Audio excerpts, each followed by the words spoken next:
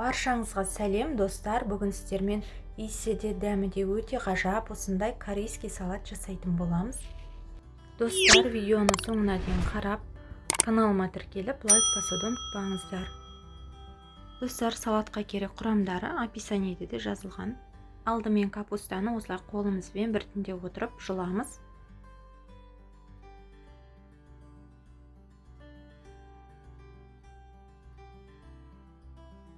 Жұлынған капусталарды өзіңізге ұнаған көлемде, ірі көлем немесе кіші көлемде осындай төрт бұрышты етіп барлығын турап шығамыз.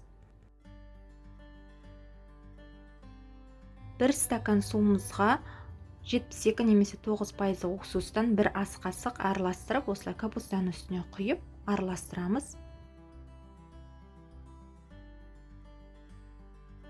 Енді сарымсақты осындай езгішпен немесе ұсақтап турасаңыздар да болады. Капустамыздың үстіне саламыз.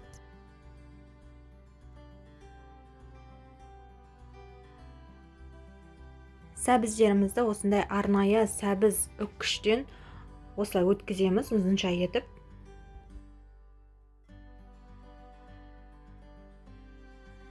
Бір бума аскөгімізді тураймыз, яғни укропты. Барлық дәмдеуіштерімізді қосамыз. Қызыл бұрыш, қант, қара бұрыш, тұз және кристалл тұзы болса да қоссаңыздар болады. Енді қыздырылған майды үстінен құйып шығамыз. Салатымызды жақсылап тұрып араластырамыз. Салатқа қияр және қызанақты да турап қоссаңыздар болады, өте жақсы дәм береді. Жалпы капуста салатымыз бір күннен кейін тұрғасын қоссаңыздар өте керемет болып шығады.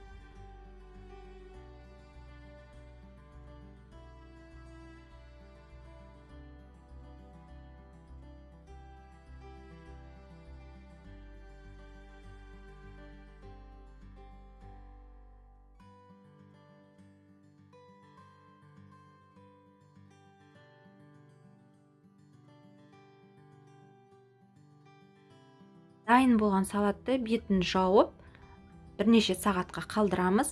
Тіпті 1 немесе 2 күннен кейін жесеңіздер де өте керемет болып шығады. Иісі де сондай өте керемет достар, міндетті түрде жасап көріңіздер.